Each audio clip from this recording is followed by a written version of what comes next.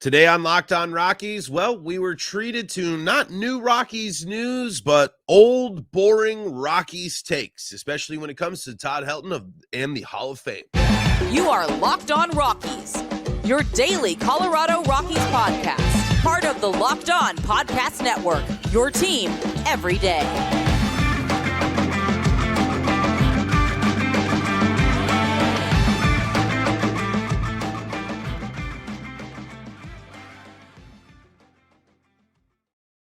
Rock on Rockies fans, welcome into the Locked On Rockies podcast for today, the 20th day of December in the year 2023. I am your host of the Locked On Rockies podcast, Paul Holden, bringing you your daily Colorado Rockies talk right here on the Locked On Podcast Network, where you can find your team every single day.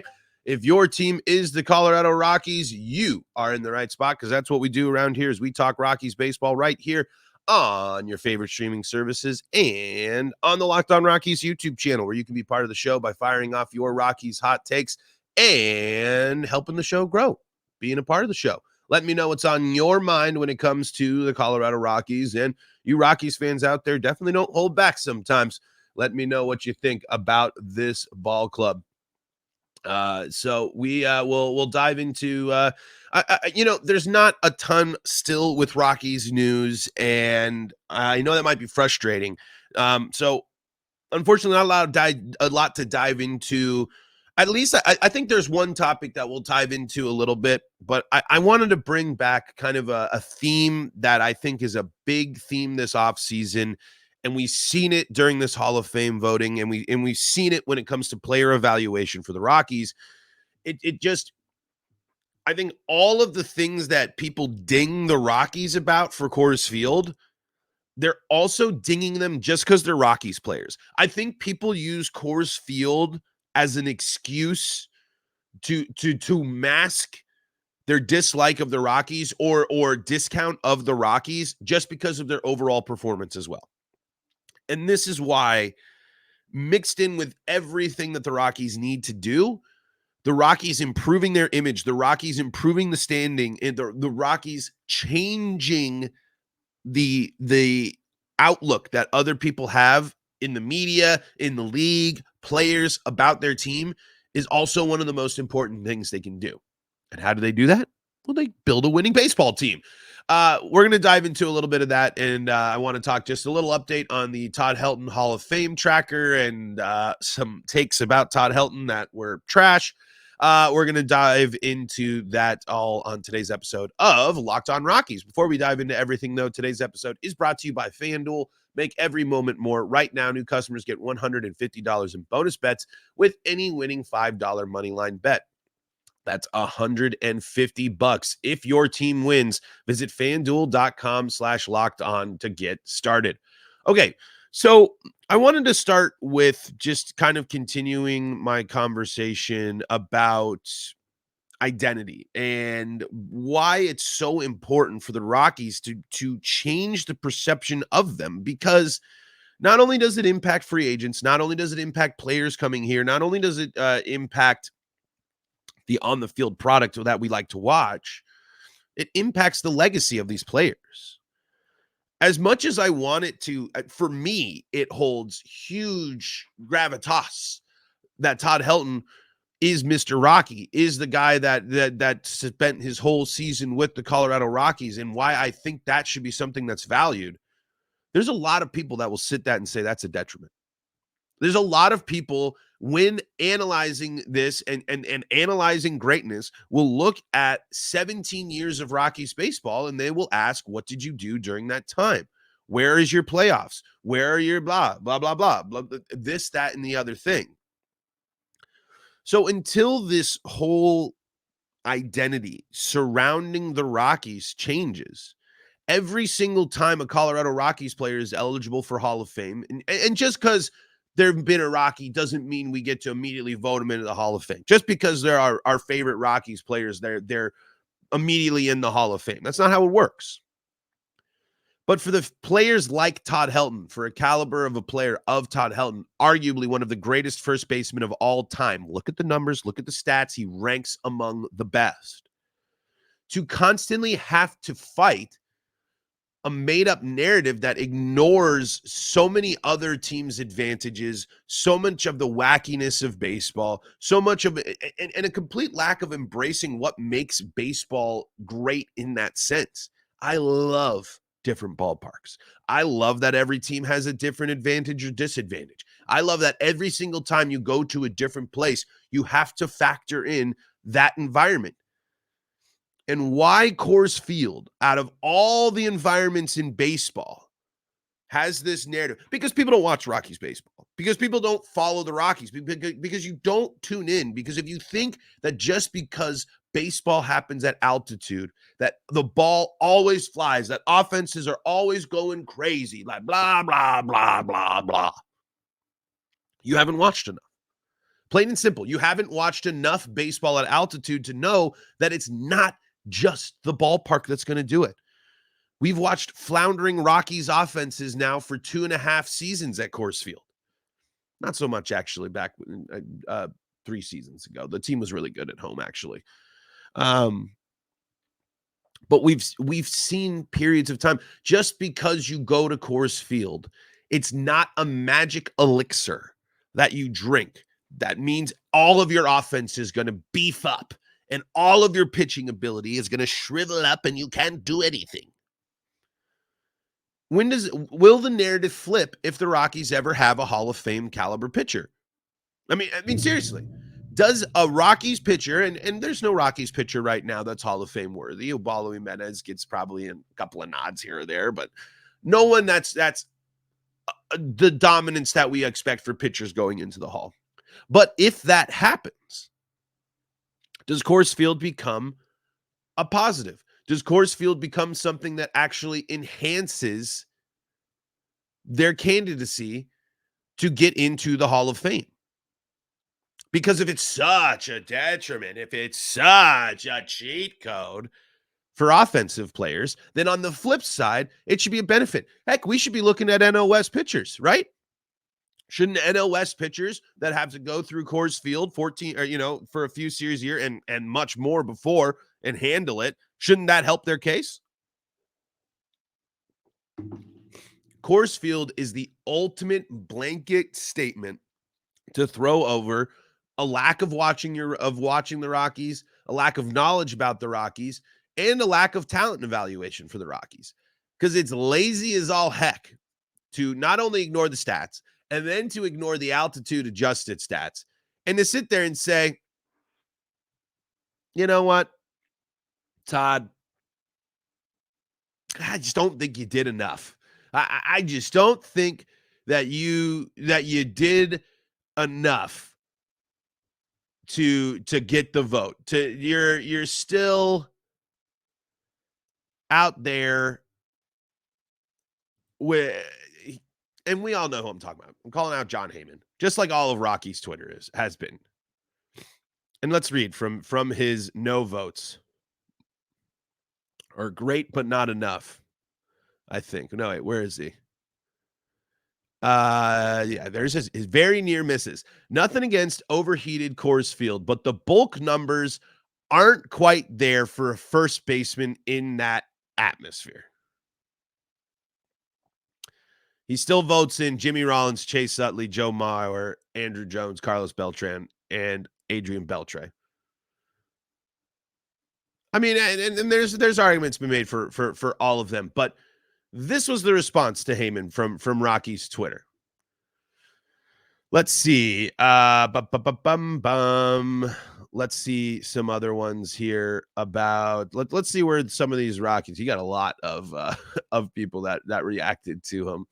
Dan says, "How does Helton not get a vote?" Where some people had some good ones. Let's see. I didn't know how many more people actually responded to this that were going after him. But basically, it's and to be totally honest, I don't know. Reading more of this doesn't necessarily add more of this, but there's just some ridiculous. It's just how do you need Todd Helton to do more? And let me answer that question. I'm sorry I petered out there. I ran out of time on this segment. You know what? Instead of me just digging out the tweets, let's go to Manny Randall here and let's get more reasons why Todd Helton belongs in the Hall of Fame. As this piece was released, and then Manny tagged him in it for his consideration. So enough of me just scrolling through Twitter right here to find some responses, because I shout outs to all of you on Rocky's Twitter that defended Todd yesterday. I'm sorry I couldn't find it there, but let's see what Manny has to say coming up here in segment number 2. Before we do that, got to talk about FanDuel. FanDuel, America's #1 sportsbook. They got all the action this NFL season, and it's America's #1 sportsbook. Broncos, I know it was a tough one, but they might be your ticket to $150 in bonus bets. All you got to do is place a winning $5 money line bet, and new customers will get $150 in bonus bets. That's right. New customers get $150 in bonus bets with any winning $5 money line bet. That's $150 if your team wins. So check out FanDuel.com/lockedon for that great offer there. That's FanDuel.com/lockedon, the app. It is also super easy to use, and there's a wide range of betting options, including spreads, player props, over-unders, and lots more. So check out FanDuel.com/lockedon for all your action this NFL season. And don't forget, new customers get $150 in bonus bets with any winning $5 money line bet at FanDuel.com/lockedon. FanDuel, official partner of the NFL. This is the Locked On Rockies podcast. We're free and streaming on your favorite streaming services, bringing you your daily Colorado Rockies talk right here on the Locked On Podcast Network, where you can find your team every day. If your team is the Colorado Rockies, you're in the right spot. That's what we do here. I kind of petered out there at the end of my first segment, trying to get some backup for our guy Todd, but decided, you know what? Manny Randall has already done that for me here from his article. And we referenced this before, but I wanted to highlight again, John Heyman's probably not bulk numbers, not good enough at Coors in that environment. But that's where it's dripping with how, man. I mean, I'm sorry. This and the guy, you know what? I was also Todd Helton lost a Hall of Fame vote as well. And that's like crazy to me. It really is. Because the ballot wasn't full. A bunch of new names didn't come on to knock him off. I'd love to know why that person dropped. Could be honestly, I was aghast by that, but I did sit there and say, maybe this person has issues with the off the field incidences that Todd Helton has found himself in. Could be a factor. And then everyone else was making the joke on Twitter yesterday that the Rockies were so bad last year that it cost Todd Helton a vote. So that one's weird, though. I don't know how you have Todd Helton knock him off the ballot and not fill a new ballot of new names. You know, it's one thing if you leave him off and you fill the ballot with the other names, but still names to give, and he loses the vote. So I wonder what Todd Helton did to that vote. What happened with that voter there and Todd Helton? It just fires me up because it just taps back into the frustration of how sick and tired I am of loving this baseball team, but feeling like an absolute clown while doing so. I mean, truly, to have all of your great players disregarded because of where they played, to have identity and narrative about your team that's totally stinks, to have not a lot in a long history of success. These moments of, the Larry Walker campaign and this Todd Helton campaign are the moments where we really get to celebrate Rocky's greatness and celebrate the fact that even throughout all the crud, the Rockies have also had elite and great players. And for it to constantly be a battle to justify why there's been good things associated with the Rockies, why there's been greatness associated with the Rockies, why I like this team, why I watch this team, why I do a podcast about this team. All associated with challenge, disregard, a lack of care and a lack of seriousness. It's so frustrating. It's so disappointing. And in sports, I know, and this is what you sign yourself up for, and this is part of the sports fandom experience. But no other team, Colorado team, deals with as much of a bad rep as the Colorado Rockies. At least at the major four men's sports. And it's been earned. I mean, the Nuggets were one of the worst teams before, but they've bounced back. They've created windows of opportunity. They've had success. And look where they're at now. This Hall of Fame discourse just rehashes and reiterates how important it is for this Rockies team to look at itself in the mirror and figure out, how can we change the narrative about this team? Because if they don't, it's going to be like this forever. And it's going to be so frustrating, and it's going to be complete. I just can't believe that it's just that everyone has such an easy crutch of just throwing up Coors Field, and that works for most people. Even though when you break it down further, even though when you look at things more, there's a story to tell. And that kind of summarizes, I think, a lot of the Rockies fan experiences as well. Ooh, my ears are trying to pop right now. All right. So, Manny Randall, 6 reasons why Todd Helton belongs in the Hall of Fame.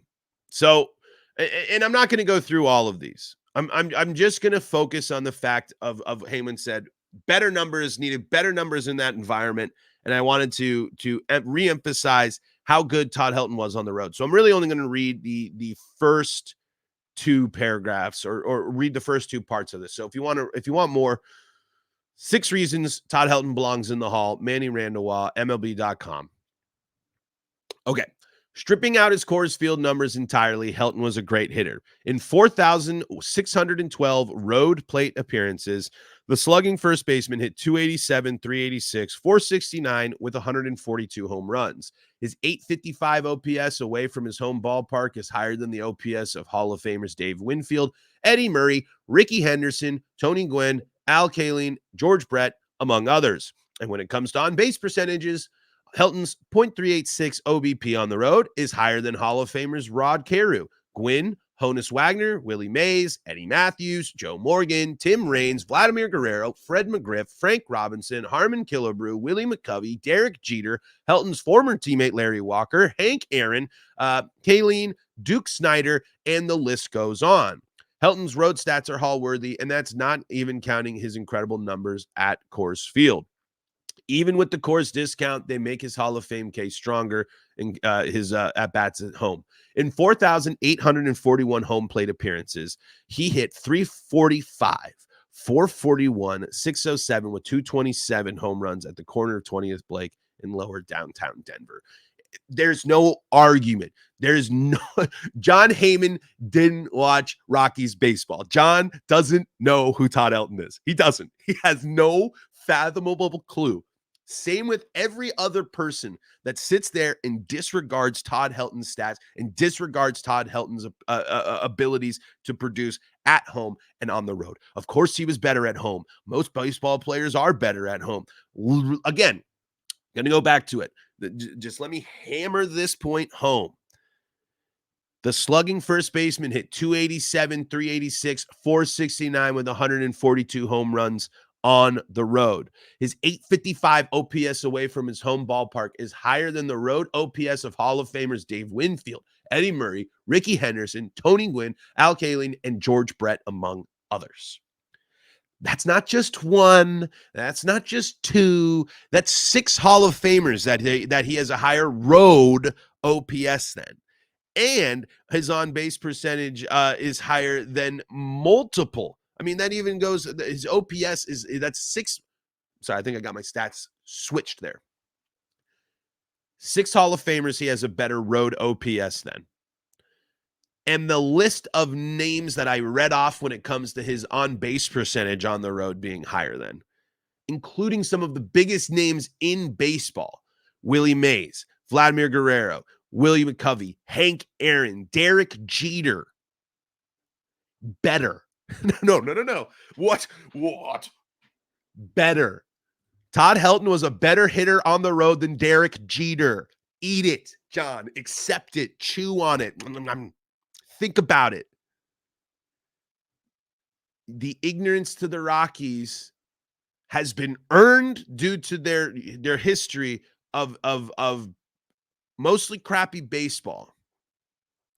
But when there is legit greatness, you can't ignore it.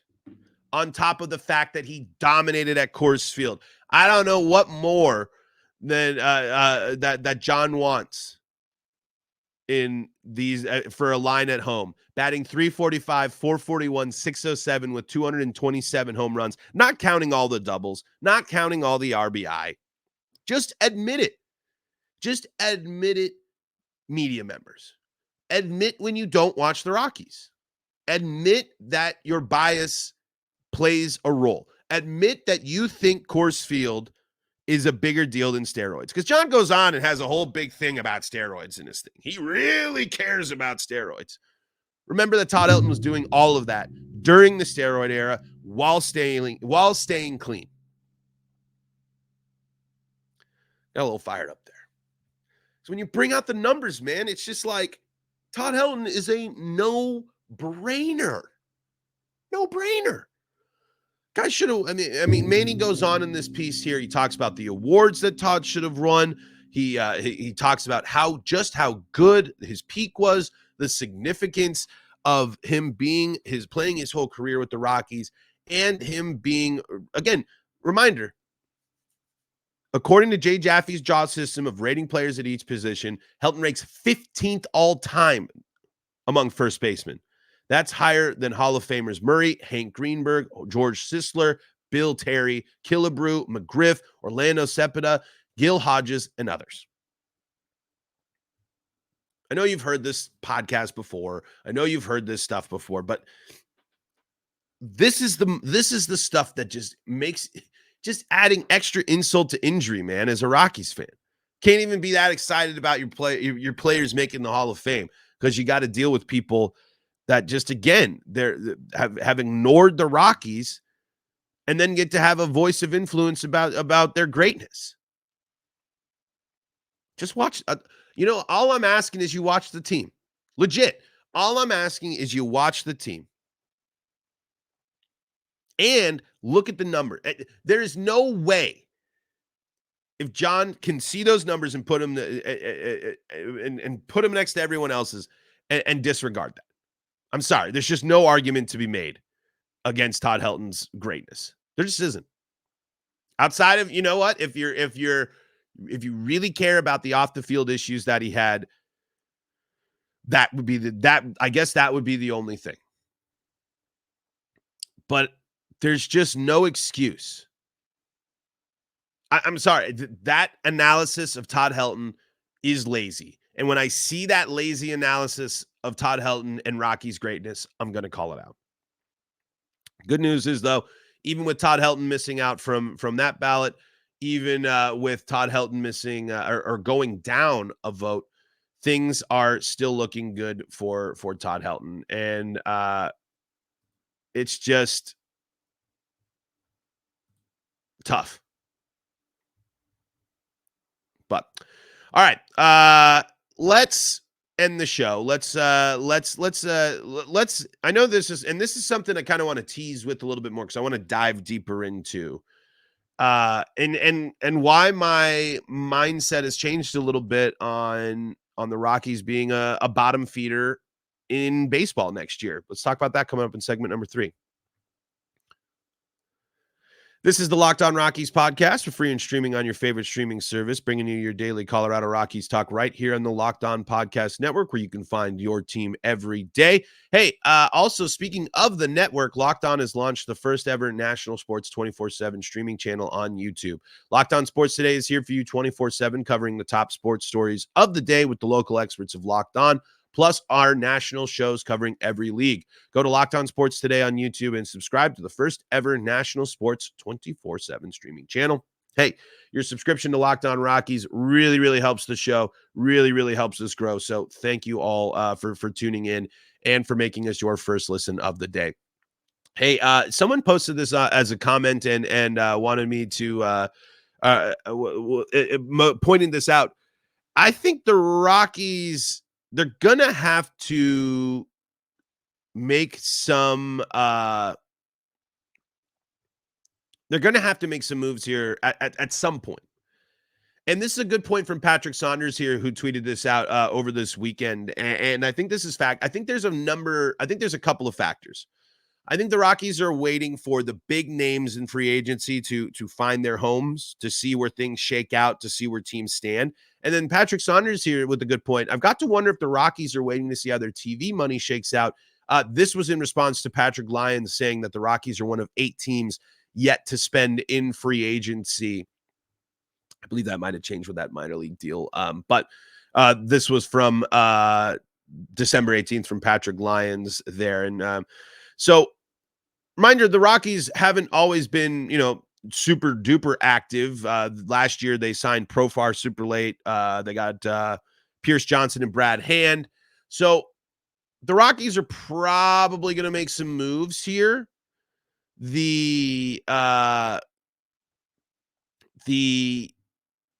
Just the matter and the timing of when, and the matter and the timing of what are going to be available, because the Royals are really making some interesting moves, and the building up, kind of adding some pieces here, not afraid to spend some money, bringing in some vets, trying to build around.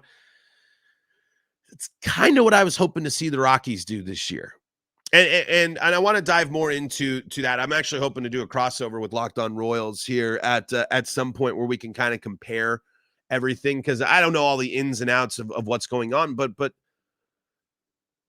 look at the response to their crappy season, to them being considered one of the worst teams, and compared to the Rockies.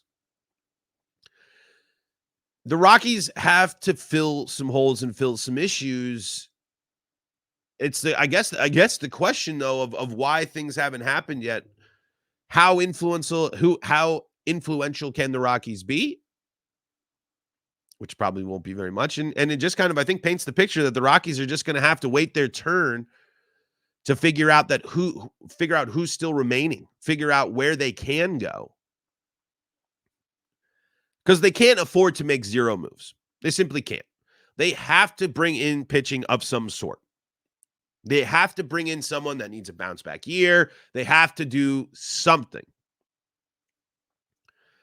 Or tell us. I mean, that's what's, I just like what I'm seeing from the Royals, because at least it's all right. There was a tough year. We know what we liked.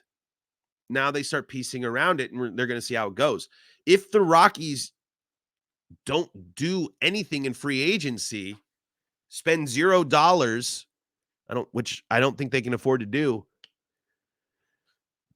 the argument's going to be made that the Rockies are going to be fighting for the basement of the entire league. I mean, I just don't think the in-organization depth of the pitching staff is going to be able to withstand this. Not to mention the fact that injuries are going to happen. We know that. It always does. The odds of the Rockies, especially the rotation, getting through the season fully healthy aren't high. And even with the return of Senza and Herman later in the year, that who knows where you're going to be at that point. Plus, mixed in with them needing to get back up and moving and ready to go and rehabbing and getting back, major league ready in the middle of the season, missing out on a spring training. I know they can do stuff and gearing up there, but the silence in free agency does worry me a little bit. But it also doesn't surprise me that much, because how much could we really expect the Rockies to do? How much? I mean, this is a team that went into the winter meetings and said as much. We know who the Rockies are, just about. But I don't think that's enough. And I think that they're if they don't have an opportunity to do something, they're missing out on what they're going to miss out. But do they have a choice? I mean, that's the thing. At the end of the day, how much of a choice do the Rockies have? And I think Patrick Saunders brings up a good point.